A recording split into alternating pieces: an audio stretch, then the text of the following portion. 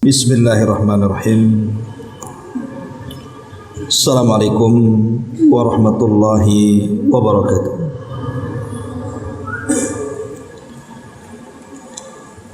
Alhamdulillah wassalatu wassalamu ala Rasulillah wa ala alihi wa sahbihi wa mawalah wa la hawla wa la quwwata illa billahi wa ba'd.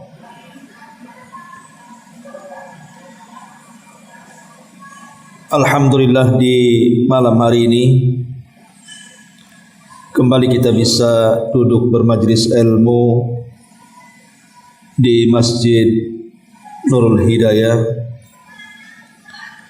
Salawat dan juga salam kita hadiahkan kepada Rasul kita Nabi besar Muhammad sallallahu alaihi wasallam. Dan kita masuk pada bab ke-42, bab qaulillahi ta'ala fala taj'alu lillahi andada wa antum ta'lamun.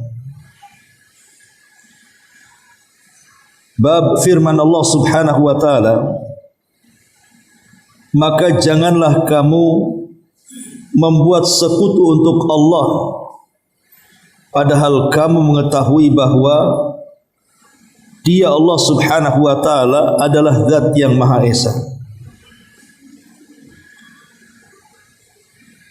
Kemudian Abdullah ibn Abbas radhiyallahu anhuma memberikan catatan kepada ayat ini. Qala Ibnu Abbasin fil ayah al-andadu huwa syirku akhfa min dabibin namli ala safati sauda fi dhulmatil layli wa huwa an taqula wallahi wa hayati ya fulan wa hayati wa taqulu laula kalibatu hadha la atana lusus walaula al-battu fid dari la atana al-lusus wa qaulur rajuli li sahibihi ma syaa Allah wa syi'ta wa qaulur rajuli laula Allah wa fulan la taj'al fiha fulanan hadza kulluhu bihi syirkun. Rawahu Ibnu Abi Hatim. Berkata Abdullah ibn Abbas radhiyallahu anhuma dalam mentafsirkan ayat tersebut mengatakan, yang dimaksud al-andad, membuat sekutu untuk Allah, adalah perbuatan syirik, di mana syirik sesuatu perbuatan dosa yang lebih sulit dikenali daripada semut kecil yang merayap di atas batu hitam pada malam hari yang gelap gulita, yaitu seperti ucapan demi Allah dan demi hidupmu wahai fulan, juga demi hidupku, atau seperti ucapan kalau bukan karena anjing ini tentu kita didatangi pencuri-pencuri itu, atau seperti ucapan kalau bukan karena angsa yang di rumah ini tentu kita didatangi pencuri-pencuri tersebut, atau seperti ucapan seseorang kepada kawan-kawannya, ini terjadi karena kehendak Allah dan kehendak kamu, atau seperti ucapan seseorang kalaulah bukan karena Allah dan fulan, oleh karena itu janganlah anda menyertakan si fulan dalam ucapan-ucapan di atas, karena bisa menjatuhkan anda ke dalam kesyirikan. Kemudian juga diriwayatkan dari Umar bin Khattab radhiyallahu an, Nabi bersabda, man halafa bi ghairillahi faqad kafara aw asyrak. Barang siapa yang bersumpah dengan menyebut selain nama Allah, maka dia telah melakukan kekafiran dan kemusyrikan. Kemudian juga perkataan Ibnu Mas'ud radhiyallahu anhu, la an ahlifa billahi kadhiban ahabbu ilayya min an ahlifa bi ghairihi sadiqan. Sungguh bersumpah dalam rangka berbohong dengan menyebut nama Allah jauh lebih aku sukai daripada bersumpah untuk kejujuran tetapi menyebut nama selain Allah. Kemudian diriwayatkan dari Hudzaifah, Nabi SAW bersabda, la taqulu ma sya'allahu wa sya'a fulan, walakin qulu ma sya'allahu thumma sya'a fulan. Janganlah kalian mengatakan atas kehendak Allah dan juga kehendak si fulan, tetapi katakanlah atas kehendak Allah kemudian atas kehendak si fulan. Hadis ini dikeluarkan Abi Dawud dengan sanad yang baik. Waja'an Ibrahim An-Nakhai, dan juga dari Ibrahim An-Nakhai, annahu yakrahu an yaqula a'udzu billahi wa bika, wa yajuz an yaqula billahi thumma bika. Qala wa yaqul laula Allah thumma fulan, wa la taqulu laula Allah wa fulan. Diriwayatkan dari Ibrahim An-Nakhai bahwa ia melarang ucapan seseorang, aku berlindung kepada Allah dan kepadamu, tetapi ia memperbolehkan ucapan aku berlindung kepada Allah kemudian kepada kamu, serta ucapan kalau bukan karena Allah kemudian karena si fulan, dan ia tidak memperbolehkan ucapan kalau bukan karena Allah dan karena si fulan. Inilah matan daripada bab fala taj'alu lillahi andadan wa antum ta'lam. Baik, kita akan jelaskan apa yang dikehendaki oleh pengarang di sini. Ma'asyiral muslimin wal muslimat rahimakumullah. Di sini pengarang ingin menjelaskan kepada kita tentang bahayanya kesyirikan. Baik itu syirkul akbar ataupun syirkul akbar, baik syirik kecil ataupun syirik besar. Maka Nabi SAW sangat melarang perbuatan kesyirikan. Tentu ada alasannya.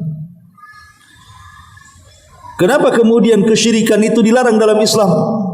Bahkan dikategorikan dosa yang sangat besar. Bahkan sekecil-kecilnya dosa syirik, tetap dosanya lebih besar dibandingkan dosa besar.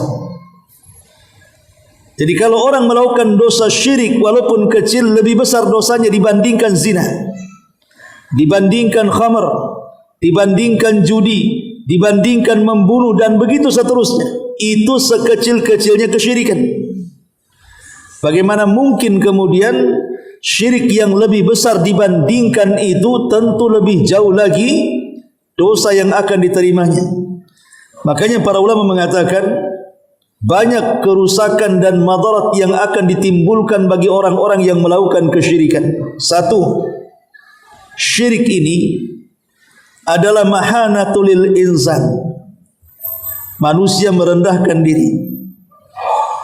Jadi para pelaku syirik ini, dia sedang menghinakan dirinya. Allah Subhanahu wa taala sudah memuliakan, walaqad karramna bani Adam, kami sudah muliakan anak Adam, tapi karena dia berlaku syirik, hakikatnya dia telah menghinakan dirinya sendiri. Kenapa? Karena dia tunduk kepada yang sesama makhluk dengan dia. Tunduk itu harusnya kepada Allah, bukan kepada makhluk. Makanya menundukkan diri kepada makhluk Allah itu sebenarnya kehinaan. Maka syirik itu hakikatnya membawa kehinaan kepada manusia. Kemudian yang kedua, syirik ini akan mencuci otak manusia dengan perkara-perkara kebatilan dan khurafat. Karena biasanya orang yang melakukan kesyirikan itu kepalanya penuh dengan cerita-cerita khurafat. Menghayal ingin kaya, menghayal ingin sukses, menghayal ingin naik jabatan, dan begitu seterusnya. Kemudian datang ke dukun-dukun, ke paranormal, percaya dengan tangkal-tangkal, dan begitu seterusnya. Kenapa mereka melakukan seperti itu? Karena kepalanya penuh dengan khurafat. Kemudian yang ketiga, syirik ini adalah seagung-agungnya atau sebesar-besarnya kezaliman. Sebagaimana perkataan Luqmanul Hakim, inna syirka la zulmun azim. Syirik ini adalah kezaliman yang nyata, bahkan sezalim-zalimnya kezaliman, dan Allah tidak suka dengan kezaliman. Kemudian yang keempat, syirik ini adalah sumber malapetaka, sumber perasaan takut yang mendalam kepada para pemiliknya. Karena orang yang menyekutukan Allah itu sebenarnya dia tidak yakin juga dengan sesembahan yang disembahnya. Apalagi kalau seandainya tangkal dan jimat yang selama ini diandalkannya tiba-tiba tidak berfungsi, mulai dia ketakutan. Jangan-jangan dukunnya cabul, jangan-jangan dukunnya dusta, jangan-jangan dukunnya palsu. Mulai dia ketakutan di situ. Karena dia bergantung kepada makhluk yang lemah yang tidak memiliki kekuatan. Kemudian yang kelima, syirik ini membatalkan banyak amal saleh yang sudah kita kerjakan. Kalau seandainya manusia hidup dari mulai lahir sampai mati, tidak pernah bermaksiat kepada Allah, dia habiskan malamnya dengan qiyamul lail, dia habiskan siangnya dengan siyamun nahar, dia habiskan hartanya disedekahkan, tapi sebelum kematiannya satu kali menyekutukan Allah Subhanahu wa taala, maka amalan yang selama ini sudah dikumpul-kumpul dan ditumpuk-tumpuknya percuma, karena satu kesyirikan mampu membatalkan semua amalan. Allah mengatakan, la in asyrakta la yahbatanna amaluka wa la takunanna minal khasirin. Kalau engkau melakukan kesyirikan wahai Muhammad, maka akan batal seluruh amal. Kalau saja setaraf Nabi SAW saja melakukan kesyirikan bisa batal amalnya, macam mana pula kita yang bukan Nabi?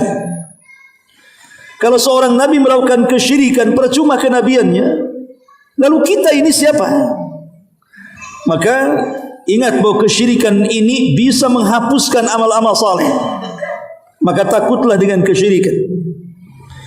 Kemudian yang keenam, syirik ini sababul khulud fin nari jahannam. Syirik ini menyebabkan pelakunya di dunia keluar daripada Islam, dan di akhirat masuk neraka dan tidak akan pernah keluar.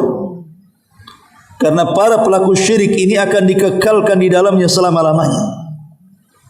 Dan lebih daripada itu, kesyirikan ini bisa memecah belah umat. Wala takunu minal musyrikin minal ladina farraqu dinahum wa kanu syi'an kullu hizbin bima ladaihim farihun. Dalam surah Rum 31, Allah mengatakan, janganlah kalian seperti orang-orang musyrik, orang-orang yang memecah belah agama mereka, dan mereka terbagi menjadi beberapa kelompok, di mana masing-masing kelompok berbangga dengan kelompoknya. Maka syirik ini bisa memecah belah umat, dan banyak lagi bahaya-bahaya yang akan ditimbulkan dari kesyirikan di sini. Lah pengarang di sini memulakan babnya dengan menyebutkan bab firman Allah Subhanahu wa taala, fala taj'alu lillahi andadan. Janganlah kalian menjadikan Allah Subhanahu wa taala tandingan-tandingan selain daripada Allah, padahal kalian tahu bahwa Allah itu zat yang Maha Esa. Lah Abdullah bin Abbas radhiyallahu anhu memahami ayat ini bahwa yang dimaksud andad di sini artinya kesyirikan yang samar, kesyirikan yang diibaratkan seolah-olah langkah semut yang melangkah di batu yang sangat licin dan berwarna hitam, kemudian di kegelapan malam. Kira-kira semutnya tampak tidak? Semutnya hitam, batunya hitam, di kegelapan malam, apa yang ditampak coba di situ? Artinya di sini Abdullah bin Abbas ingin mengatakan bahwa ada kesyirikan itu yang lebih halus dibandingkan semut yang merayap di batu hitam di kegelapan malam. Sebagian para ulama mengatakan maksudnya di sini adalah dua jenis syirik. Pertama riya dan ujub, Dan yang kedua, syirik-syirik lafaz yang keluar dari lisan kita. Nanti dicontohkan di sini. Ma'asyiral muslimin yang dimuliakan Allah Azza wa Jalla. Yang pertama, maksud fala taj'alu lillahi andadan wa antum ta'lamun. Menurut pendapat Abdullah ibn Abbas radhiyallahu anhuma, adalah kesyirikan yang jauh lebih samar dibandingkan semut yang merayap di kegelapan malam di batu licin yang sangat hitam.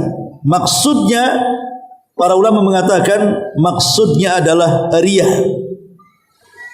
Karena riya ini kawan, terkadang datangnya itu tanpa disadar. Awalnya ikhlas karena Allah Subhanahu wa taala, ngaji betul, salat khusyuk, semuanya tidak ada masalah. Tiba-tiba di tengah jalan entah siapa yang menggerakkan, tiba-tiba karena dia menjadi imam yang tadinya biasa saja bacaannya, tiba-tiba dipanjangkan.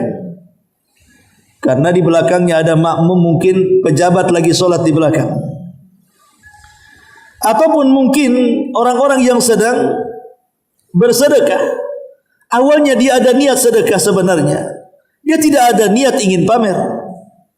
Tapi entah kenapa di tengah-tengah dia bersedekah, pamer pula dia.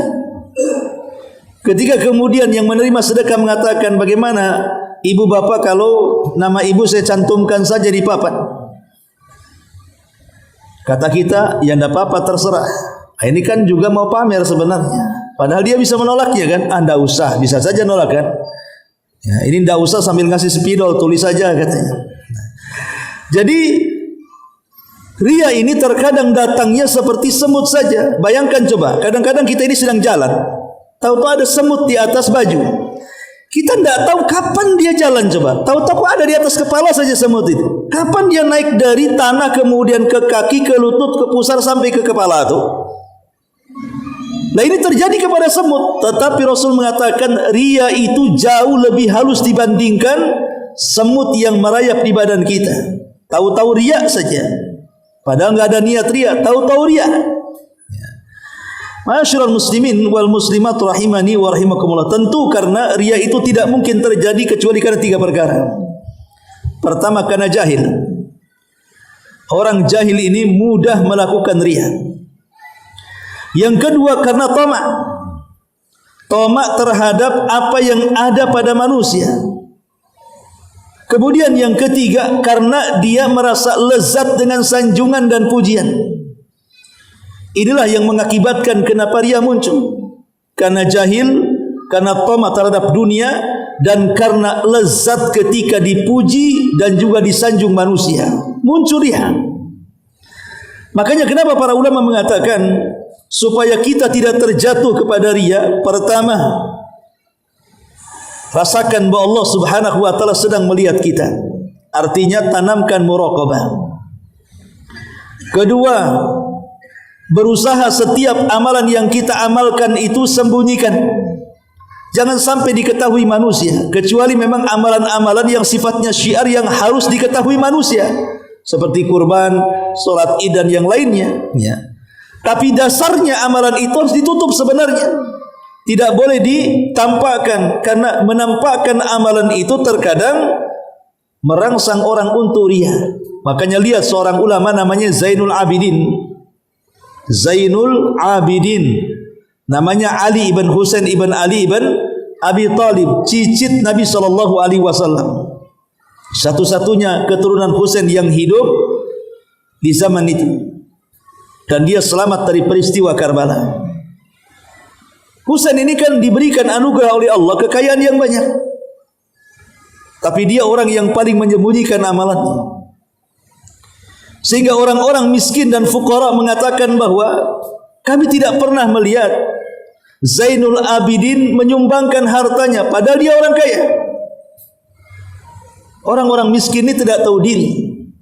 Padahal setiap malam Ali ibn Husain atau Zainul Abidin ini memanggul gandum, kemudian meletakkan di rumah-rumah fuqara wal masakin kota Madinah. Minimalnya satu malam dia letakkan 70 pintu. Dan tidak pernah kekurangan. Dia tahu kapan habis, kapan masih ada. Kalau sudah waktunya habis, maka dia akan datang meletakkan gandumnya lagi. begitulah hari-harinya Zainul Abidin menghabiskan ibadah, bersedekah dengan sedekatus sir, sedekah yang tidak diketahui kecuali Allah Subhanahu wa taala. Baru diketahui kapan? Setelah dia meninggal. Di mana pemandi jenazahnya menceritakan bahwa di bahu kanan dan kiri Zainul Abidin ini seperti pekerja kasar, penuh dengan kapalan karena biasa memanggul gandum. Seiring dengan kematian Zainul Abidin, hilang pula tuh gandum-gandum yang biasa diletakkan di rumah fuqara wal masakin, sehingga manusia geger satu kota Madinah dan mereka baru tahu siapa yang selama ini memberi makan mereka setiap malam. Yang mereka tuduh pelit, rupanya dia pula yang dermawan. Itulah bagaimana kemudian Zainul Abidin menjadi percontohan kalau kita ingin terbebas dari riya. Maka yang kedua, al-hirsu ala kitmanil a'mal, upayakan sembunyikan amal kita. Kemudian yang ketiga, berdoalah kepada Allah Subhanahu wa taala. Karena bagaimanapun doa itulah yang menjadikan hati kita semakin tetap. Abu Bakar Siddiq radhiyallahu an pernah bertanya kepada Nabi sallallahu alaihi wasallam dan mengatakan, "Ya Rasulullah, bagaimana caranya aku bisa berlepas diri dari kesyirikan?" Maka Nabi sallallahu alaihi wasallam mengatakan, "Wahai Abu Bakar, ucapkanlah zikir ini selepas salatmu." Kemudian Rasul mengajarkan, "Allahumma inni a'udzubika an usyrika bika wa ana a'lam wa astaghfiruka bima la a'lam." Ya Allah, aku berlindung kepadamu dari kesyirikan yang aku ketahui, dan aku memintakan ampun kepadamu dari kesyirikan yang tidak pernah aku ketahui. Maka Nabi SAW, kalau engkau membaca zikir ini selepas salat, maka engkau akan berlepas diri dari kesyirikan dan para pelakunya. Maka berdoalah dengan doa yang diajarkan Nabi SAW kepada Abu Bakar. Yang keempat, lihatlah akibat orang-orang yang riya, baik di dunia ataupun di akhirat. Orang yang riya ini, ikhwatu fiddin, di dunia saja sesak dadanya kalau kurang pujian. Kadang-kadang amalan yang sudah diamalkan menjadi penyesalan dalam hidupnya. Kenapa saya banyak-banyak nyumbang kalau pujiannya cuma satu baris? Kenapa saya lebih-lebihkan sumbangannya kalau hanya sekalimat dua kalimat saja yang ditulis, katanya. Harusnya kan satu buku tuh dia memuji saya. Kalau perlu mungkin dicorong-corong speaker. Kadang-kadang orang yang riya itu sakitnya dalam sekali kalau sedikit pujiannya. Di dunia saja sudah tersiksa tuh, apalagi di akhirat, di mana Allah Subhanahu wa taala akan mengatakan kepada orang-orang yang riya, "Idza juziyan nasu bi a'malihim." Nanti pada hari kiamat apabila manusia sudah dibalas terhadap amal-amal mereka, maka Allah berfirman kepada orang-orang yang riya, "Idhabu ila alladhina kuntum turauna fid dunya fanzuru hal tajiduna indahum jazaa." Kalian jangan datang kepadaku minta balasan, kata Allah.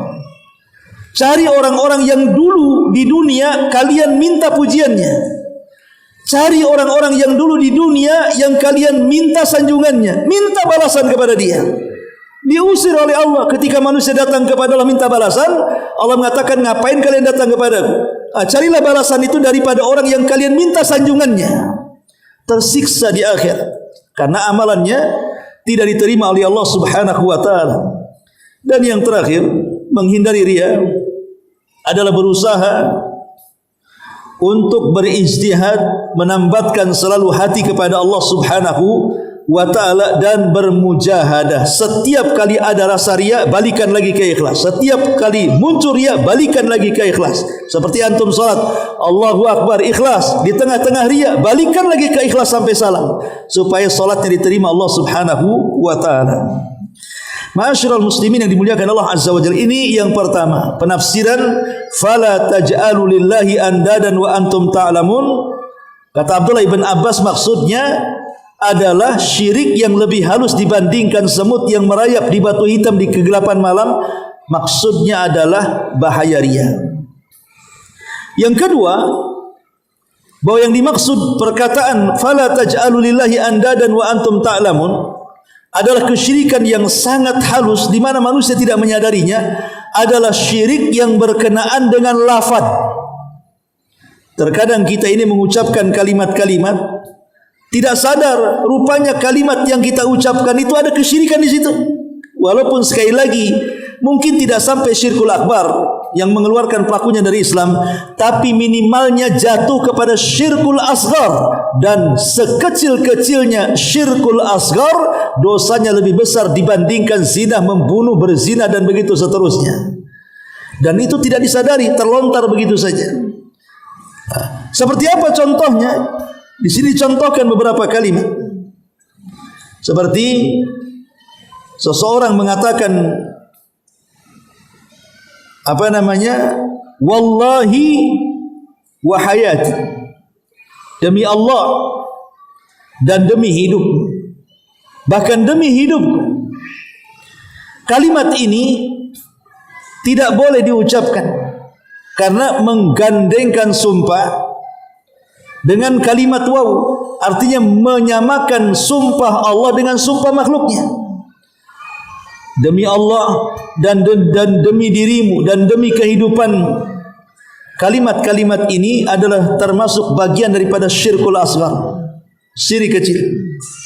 Atau contoh yang lain, kalau bukan karena anjing tetangga ribut, tentu pencuri-pencuri itu akan masuk ke rumahnya. Nasib baik ada anjing dia yang menyelamatkan rumah saya. Bayangkan, yang menyelamatkan rumah dia Allah, tapi kemudian disandarkan kepada anjing. Apa tidak kufur nikmat dia? Anjing bisa apa emangnya? Atau kalau bukan karena teriak-teriak angsa itu, yang ribut-ribut itu, tentu pencuri ini akan masuk sembarangan ke rumah. Apa urusan angsa dengan pencuri? Ingat bahwa angsa itu bisa bicara, sehingga dia bersuara. Siapa yang membuat suara angsa? Allah. Siapa yang membuat dia bersuara? Allah. Sehingga kemudian maling ini tidak berani karena takut ada orang. Sehingga Allah lindungi, semua tidak lepas dari Allah. Kenapa pula kemudian didasarkan kepada angsa? Ini kesyirikan namanya. Walaupun syirkul asghar, syirik kecil. Ataupun mengatakan Masya Allah wa syi'ta, kalau bukan karena kamu, tentu saya tidak akan sukses. Kalau bukan karena kamu, kalau bukan karena Allah dan kamu, ini juga tidak boleh. Tapi katakanlah kalau bukan karena Allah kemudian kamu. Pakai kemudian, jangan pakai dan. Karena dan itu mensejajarkan. Kalau kemudian itu tidak mensejajarkan. Makanya para ulama membolehkan mengganti kalimat waw dengan summa. Kalimat dan kemudian. Maka dibolehkan kalau bukan karena Allah kemudian kamu. Jangan katakan kalau bukan karena Allah dan kamu. Itu kesyirikan. Apalagi Allah ditiadakan, langsung dikatakan kalau bukan karena kamu. Ini lebih kurang ajar lagi. Ya. Maka, dan itu di masyarakat banyak yang seperti itu. Ada orang-orang yang sok-sokan kan begitu. Kalau bukan karena saya, nah, itu selalu tuh kita dengar kan. Kalau bukan karena saya, kau tidak akan jadi pejabat. Kalau bukan karena saya, kau tidak akan sukses. Kalau bukan karena saya, kau akan begini, begitu, begini, dan macam-macam. Untung ada kamu. Kalau bukan karena kamu. Ini kan kalimat-kalimat yang biasa di masyarakat diucapkan. Mereka tidak sadar bahwa mereka sedang menafikan Allah Azza wa Jalla dalam lafaz. Dan ini termasuk kesyirikan walaupun syirkul asghar. Tapi dalam setiap kata, kalau bisa libatkan Allah Subhanahu wa ta'ala dalam. Kalau bukan karena Allah, kemudian jasamu. Kalau karena Allah, kemudian karenamu. Bahasakan kalimat-kalimat seperti itu supaya kita terhindar dari kesyirikan. Ma'asyiral muslimin yang dimuliakan Allah Subhanahu wa taala. Makanya kalau kita simpulkan, maka syirik akbar ini, syirik asghar ini ada yang berkaitan dengan riya dan ujub, ada yang berkaitan dengan lafaz-lafaz yang keluar dari lisan-lisan kita. Kemudian pengarang mengatakan, menukil perkataan Umar bin Khattab radhiyallahu anhu, Nabi SAW bersabda, "Man halafa bi ghairillahi faqad kafara aw asyrak." Barang siapa yang bersumpah kepada selain Allah Subhanahu wa taala, maka dia telah melakukan kekufuran dan kesyirikan. maksudnya bersumpah kepada selain Allah, adalah kekufuran yang tidak sampai mengeluarkan pelakunya dari Islam. Dan kesyirikan maksudnya di sini syirkul asghar, syirik kecil, bukan syirik besar. Karena kalau bicara tentang sumpah, Abdullah ibn Abbas radhiyallahu anhuma, beliau mengatakan ada 4 jenis kalimat syirik asghar yang termasuk kategori anda tandingan-tandingan kepada Allah. Yang pertama, bersumpah dengan selain Allah, bersumpah dengan selain nama Allah Subhanahu wa taala, sebagaimana yang dicontohkan, demi hidupku, demi cintaku padamu, demi lautan, demi gunung, demi apalah, pokoknya demi itu. Harusnya kan demi Allah. Kenapa kemudian dia diberikan kepada makhluk? Demi hidupmu, demi hidupku, demi gunung, demi bumi, demi langit, demi apa kan? Maka kalau dia menyebut nama selain Allah, dipastikan kesyirikannya, tetapi syirkul asghar. Yang kedua, menggandengkan sumpah terhadap Allah dengan makhluknya. Dia masih tetap bersumpah dengan Allah, tapi digandengkan dengan sumpah yang lainnya. Wallahi, demi Allah, dan demi hidupmu, dan demi hidupku. Nah, itu kan menggandengkan namanya. Sudah bersumpah atas nama Allah, digandengkan pula dengan sumpah kepada selain Allah. Ini juga syirkul asghar. Kemudian yang ketiga, menyandarkan nikmat kepada selain Allah. Contohnya adalah kalau bukan karena anjing tetangga, kalau bukan karena angsa tetangga, kalau bukan karena sirine tetangga dan begitu seterusnya, tentu rumah saya kebakaran, rumah saya kemalingan, rumah saya kerampokan dan begitu seterusnya. Maka sebenarnya hakikatnya dia telah kufur nikmat. Kenapa? Karena menyandarkan nikmat kepada selain Allah, seolah-olah anjing itulah yang menyelamatkan dia, seolah-olah angsa itulah yang menyelamatkan dia, seolah-olah sirina itu yang menyelamatkan dia. Itu namanya kufur nikmat. Dan contoh sekali yang banyak di masyarakat, umpamanya kita naik sepeda motor nih, boncengan, tiba-tiba dari depan ada kontainer. Karena kelihaian nih si sopir nih yang di depan, piawai dia pakai motor, akhirnya bisa menghindar. Pada secara logika kena tabrak kontainer, tapi dia bisa menghindar dan selamat.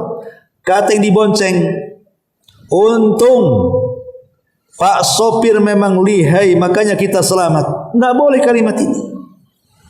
Kenapa? Seolah-olah selamat itu ditentukan karena si sopir tadi. Itu kufur nikmat namanya. Anda selamat bukan karena si sopir. Yang menyelamatkan Anda itu Allah Subhanahu wa taala. Sopir itu sebab saja. Makanya kalimatnya jangan seperti itu. Untunglah sopirnya bagus, untunglah kemudian sopirnya lihai. Mungkin dia sudah pakai SIM, mungkin kalau nggak pakai SIM tak pandai dia. Jadi kalimat-kalimat seperti hindari. Lalu yang benar seperti apa? Kita katakan kalau bukan karena Allah, kemudian Pak sopir. Nah, begitu. Inilah kalimat tauhid. Dibiasakan kalimat seperti itu. Jangan kufur nikmat. Allah yang kasih nikmat tiba-tiba dinasabkan kepada si sopir. Enak kali si sopir itu. Nah, ini juga diantara kufur nikmat yang mendatangkan kepada syirkul asghar. Kemudian yang keempat, menyandarkan kehendak Allah kepada kehendak selain Allah Subhanahu wa taala. Menyandarkan kehendak Allah kepada kehendak selain Allah. Contoh, ini terjadi atas kehendak Allah dan kehendak kamu. Kalau bukan karena kamu, tentu saya tidak sukses.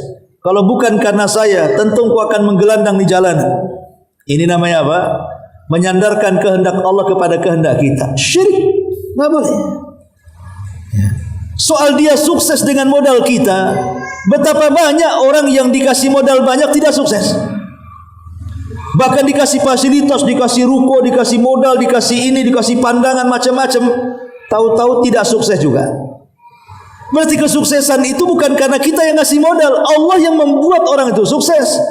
Karena Allah Subhanahu wa taala, "Qulillah malikal mulki tu'til mulka man tasha wa tunzi'ul mulka mimman tasha." Allah lah yang kemudian meletakkan orang jadi raja, mencabut orang dari raja, meletakkan orang jadi pengusaha, mencabut orang dari pengusaha, meletakkan orang jadi kaya, mencabut orang jadi miskin. Itu kehendak Allah. Kenapa kemudian dia mengatakan kalau bukan karena saya aku tidak akan sukses?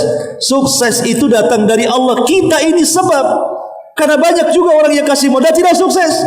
Maka dari sini kita tahu bahwa jangan menyandarkan kehendak yang harusnya kehendak Allah disandarkan pula kepada kehendak kita, kehendak makhluknya. Ingat, kehendak kita itu di bawah kehendak Allah Subhanahu wa taala. Maka jangan kita katakan seperti itu. Inilah kata Abdullah ibn Abbas, 4 perkara yang jatuh kepada kesyirikan dari syirkul alfad, dari syirik yang dilafadkan. Kemudian Abdullah ibn Mas'ud radhiyallahu anhu mengatakan di sini, berkata pengarang, la an akhlifa billahi kadiban ahabbu ilayya min an ahlifa bi ghairihi sadiqa. Kalaulah aku bersumpah atas nama Allah tapi untuk berdusta, jauh aku sukai dibandingkan aku bersumpah atas nama selain Allah tapi untuk sebuah kejujuran. Kenapa demikian? Karena dosa dusta di bawah dosa syirik. Kalau dia seandainya bersumpah karena Allah, namanya Anda seorang penjual, pedagang, demi Allah, jelas demi Allahnya, ini bahan dari sana enggak dapat, padahal dapat. Ini harganya enggak segitu, padahal segitu. Dia kan berdusta namanya kan? Tapi sumpahnya benar. Dia mengatakan wallahi demi Allah. Yang satunya dia mengatakan demi langit dan bumi, demi siap saya kena petir. Ini dari sana enggak dapat, memang enggak dapat, jujur dia. Tapi nama sumpahnya kenapa bawa petir, coba bayangkan. Kenapa bawa langit dan bumi? Berarti yang kedua ini walaupun dia jujur, tapi dia terjerumus kepada syirkul asghar, syirik kecil, bersumpah kepada selain Allah. Yang pertama, dia dusta, tapi dia tidak melakukan kesyirikan, dan dusta itu hanya dosa besar saja. Dan syirik kecil dosanya jauh lebih besar dibandingkan dosa besar biasa. Makanya Abdullah ibn Mas'ud mengatakan, kalau saya bersumpah atas nama Allah untuk kedustaan, jauh lebih aku sukai dibandingkan aku bersumpah kepada selain Allah untuk kejujuran. Dari sini kita tahu bagaimana pandangan salaf, pandangan para sahabat tentang kesyirikan. Bagaimana mereka itu takutnya dengan kesyirikan kepada Allah Subhanahu wa taala.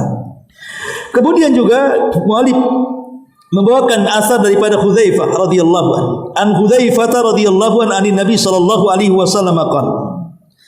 Dari Hudzaifah dari Nabi SAW dia berkata, la taqulu ma syaa Allah wa syaa fulan, walakin qulu ma syaa Allah thumma syaa fulan. Janganlah kalian katakan atas kehendak Allah dan kehendak fulan, tapi katakanlah atas kehendak Allah kemudian kehendak fulan. Inilah yang membedakan kalimat tauhid dan kalimat syirik. Bedanya di kemudian dan. Kalau pakai dan syirik, kalau pakai pengemudian tauhid. Milih yang mana? Ini dari Hudzaifah bin Yaman. Kemudian yang terakhir, waja'an Ibrahim an-Nakhai, dan juga disebutkan dari Ibrahim an-Nakhai, annahu yakrahu an yaqul a'udzu billahi wa bik. Dia sangat membenci kalau ada orang mengatakan aku berlindung kepada Allah dan berlindung juga dari kamu. Jauh-jauh kau dari sini, kau dekat-dekat pinjam uang aja katanya. Kau berlindung dari kamu. Jangan dekat-dekat. Pasti kau ada maunya nih. Aku berlindung kepada dan kamu, jauh-jauh sana. Kalimat seperti ini tidak boleh, sangat dibenci oleh Ibrahim an-Nakhai. Tapi boleh kita katakan aku berlindung kepada Allah kemudian kepadamu, minggir sana, jangan dekat-dekat. Itu boleh. Jadi sebenarnya rahasianya di kalimat dan kemudian saja sebenarnya. Ini kan sebenarnya mudah di masyarakat kan, hanya mengganti kalimat dan juga kemudian. Kalau ada orang yang mengatakan, ini kan hanya ucapan saja, toh juga orang yang mengucapkannya tidak bermaksud seperti itu. Tidak. Ada satu hadis Nabi SAW mengatakan, wa innal abda la yatakallamu bil kalimati la yulqi laha balan yahwi sahibuha fi nari jahannam ab'ad ma bainal masyriq wal maghrib. Kata Nabi SAW, ada seorang hamba itu mengucapkan satu kalimat. Lihat bahasa Rasul, satu kalimat, bukan banyak kalimat, cukup satu kalimat saja. Tapi rupanya satu kalimat ini mengandung kemurkaan Allah.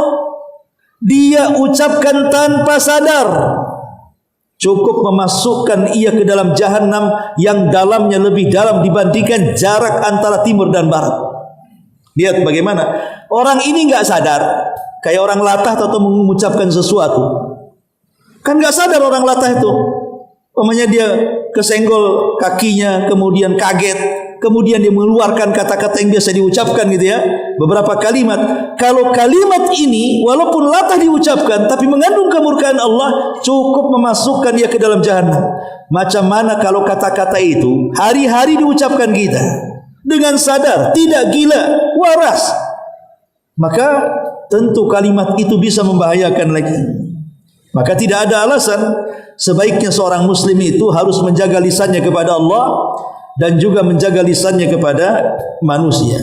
Adapun perbedaan antara syirkul akbar dan syirik asghar ini, pertama, syirik akbar ini tidak akan diampuni kecuali dengan taubat. Adapun syirik asghar, maka diperselisihkan para ulama, dikembalikan kepada kehendak Allah. Kalau Allah mau Allah ampuni, kalau Allah mau Allah tidak akan ampuni, dibersihkan dulu dosanya baru dimasukkan ke dalam surga, tapi tidak dikekalkan di neraka. Yang kedua, syirik besar ini bisa menghancurkan semua amal, tapi syirik kecil ini menghancurkan amalan tertentu saja yang ditempelinya. Seperti satu hari solat 5 waktu yang riya subuh saja, ya subuh saja enggak diterima, zuhur, asar, maghrib, isya diterima karena ikhlas. Nah, contohnya seperti itu. Kemudian yang ketiga, bahwa syirik akbar ini bisa mengeluarkan dari agama Islam, sementara syirik kecil ini tidak mengeluarkan pelakunya dari Islam. Artinya kalau syirik besar ini berarti apa?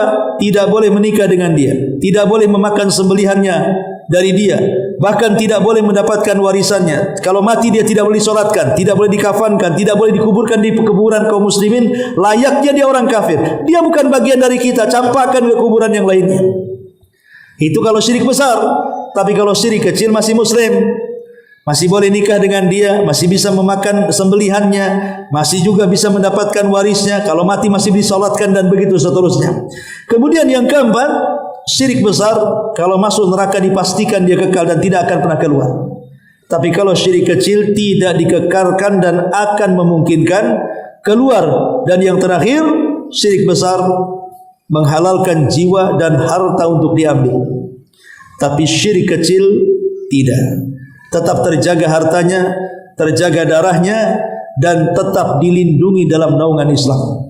Itulah perbedaan antara syirkul akbar dan syirkul asghar.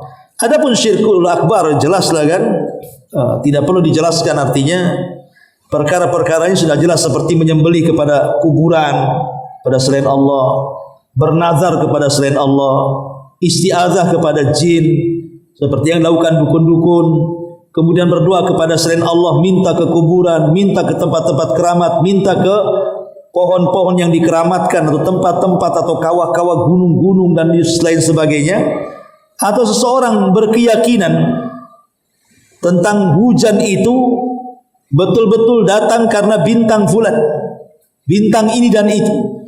Dia tidak pernah menyandarkan kepada Allah Subhanahu wa taala, dan banyak lagi, baik dalam rububiyah, baik dalam uluhiyah, baik dalam bab asma dan juga sifat. Syirkul akbar ini selalu ada di dalamnya. Maka hati-hati dari kesyirikan, karena bagaimanapun dosa syirik dosa yang tidak akan terampuni selamanya. Makanya Allah di sini mengatakan, fala taj'alu lillahi andadan wa antum ta'lam.